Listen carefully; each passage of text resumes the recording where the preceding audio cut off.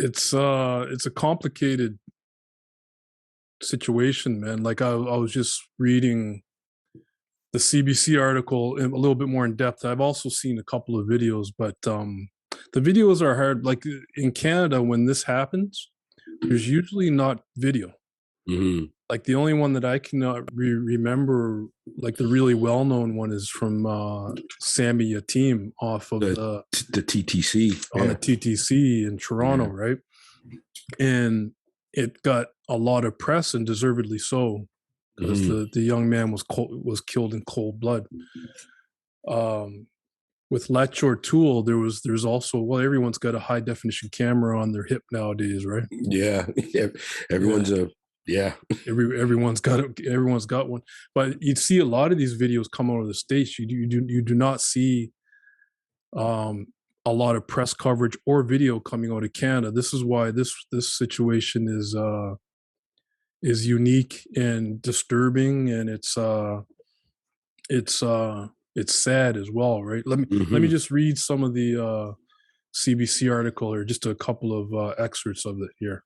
Yeah, So it's very complicated, it is you know. very complicated. This happened last week, according to the CBC article.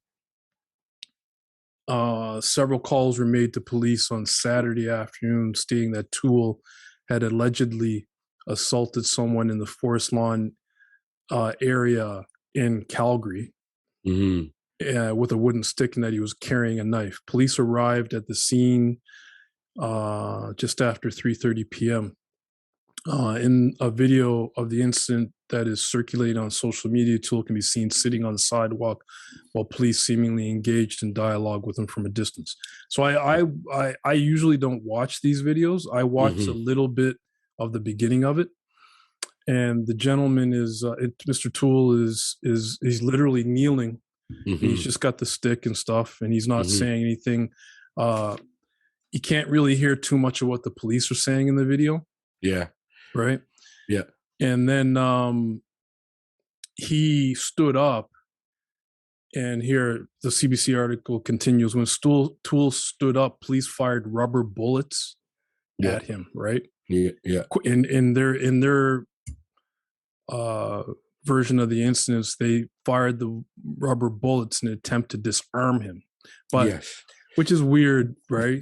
The cane, first of all, was also used as a mobile aid for him. Yes, Yeah, so yes, he had some sort of injury where he needed that. The knife yes. is another thing, you know what I mean? That Of that's course, another thing. It is, but but the other thing is, like, you stand up.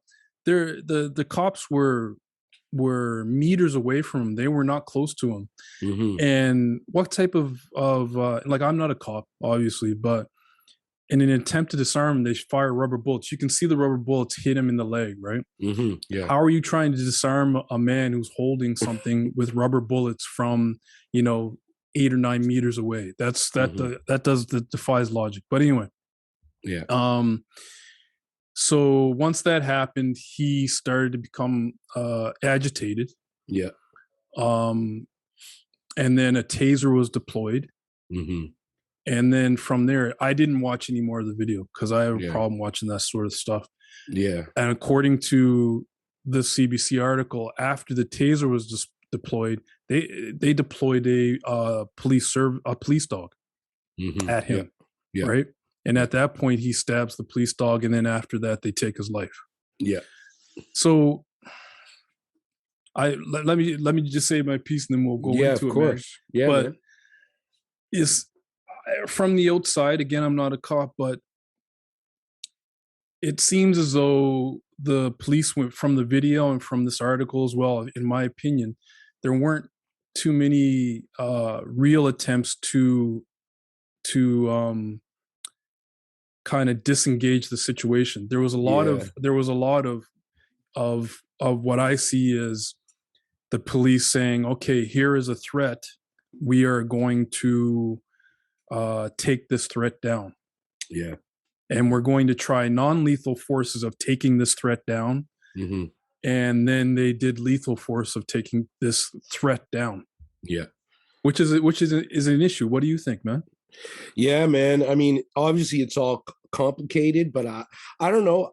I'm not. this is my humble opinion. I don't know. I wasn't there, first of all, but at the root of like what happens in police departments usually, especially when a black person is involved, I think right from the jump, if they get a call, they should say, oh, whatever situation is, a black person is involved, maybe automatically deploy a mental health person to go along with that, like, you know what I mean, along on that call, because obviously the cops it escalates from getting there to death within sometimes seconds to minutes. Yeah. So you have a mental health official there to assess the situation. I mean, obviously they didn't know the backstory of this kid who's also a child of war. Mm. Yeah, and with the People's Liberation Army as a child, he's Yeah. been here for 20 years. He has PTSD. Of Yeah. course, you wouldn't know that, but still, just for the simple fact of the PTSD that can be seen from a black person getting approached from a cop Yeah. is, that sometimes can cause agitation and all that stuff. Yeah. The family, according to the family, actually, he does have a file with the police. So if they had typed his name in and identified him, made They an could have attempt got to the identify him, background. they would have had background on the fact that Yeah. he does have severe PTSD, right? Yeah. And then gone from there, and then instead of trying to eliminate a threat, maybe you can talk him down some other Yeah. way, right? Yeah. Yeah. And with just the simple fact of if they knew that, then they maybe tried a different approach, because you know those steps need to be taken. What are we dealing with exactly? Try to go through all lengths, because obviously he wasn't going crazy. He was just there sitting on the sidewalk. Assess the situation, approach it from all different angles, not just force. Like, let's see what's going on. Who is this person? It's just more evidence that this has been going on in Canada. Like, we have no business whatsoever pointing down to the states saying, oh, look at what they're doing, looking at what they're doing. It happens here. It's just that nobody talks about it. Nobody like, look talks at about it. like I've mentioned this to you before, like Clive Mensa, right?